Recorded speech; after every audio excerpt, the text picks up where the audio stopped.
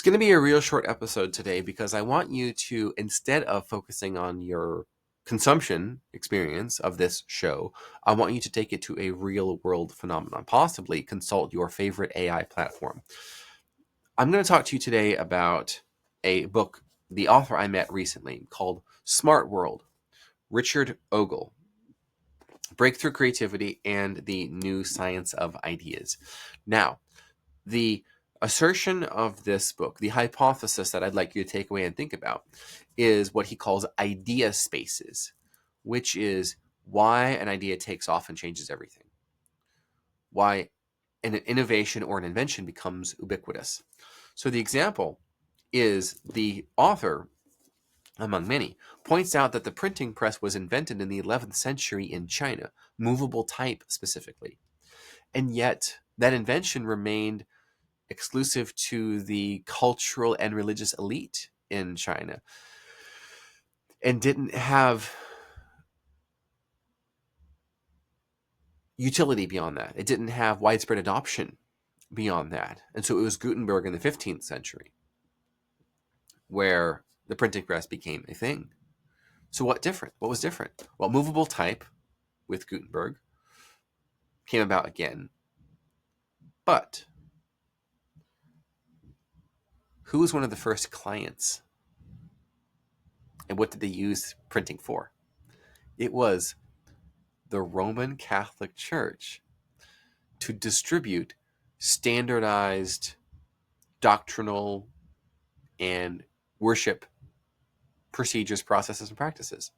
Now, that's not how they would describe it. It's not even how Richard Ogle described it, but that's exactly what it was. And because of the population and because of the, let's say, priest caste that was able to read, you had a lot of people wanting books. And that was what the difference was. Europe versus China more than 300 years prior, 400 years even. What he calls idea spaces have to do with networks. So I'll read this excerpt from the book description.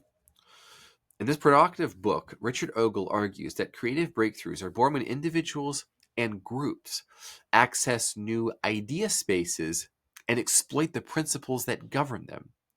Boldly outlining a new science of ideas, he sets out 9 laws, including hotspots, the fit get fitter, and small world networks that govern idea spaces. You'll discover what sparked Picasso's creation of the seminal painting that heralded Cubism, where Ruth Handler got the idea for Barbie and why it turned the doll business upside down, how supersizing portions came about, and why it permanently changed the fast food industry. Now, a key insight into this is the fact that the further away an idea is from your industry, your network, your world, likely the more value it's going to add when it's transferred over. Now, with Barbie, Ruth Handler, I recall the story. It's been a few weeks since I read this book. But if I recall correctly, Ruth Handler and Barbie, the doll industry was, let's say, girl-like proportions, prepubescent proportions. What is the Barbie doll?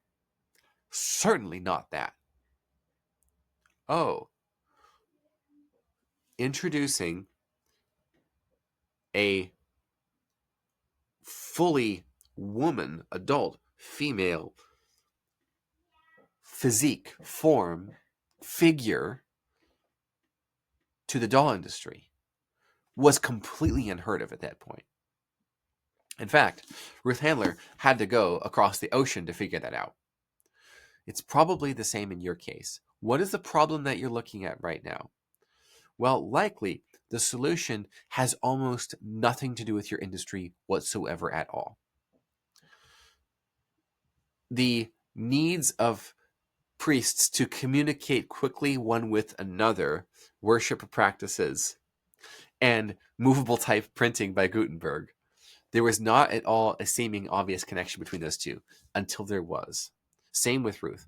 I recommend getting a copy of Smart World or just looking at preferred quotes online. But at the end of the day, it is going to be very helpful to think about the furthest you can possibly imagine. Go looking there for solutions to your problem, and you'll probably find a life-changing innovation. Let's call we do a little daily persuasion.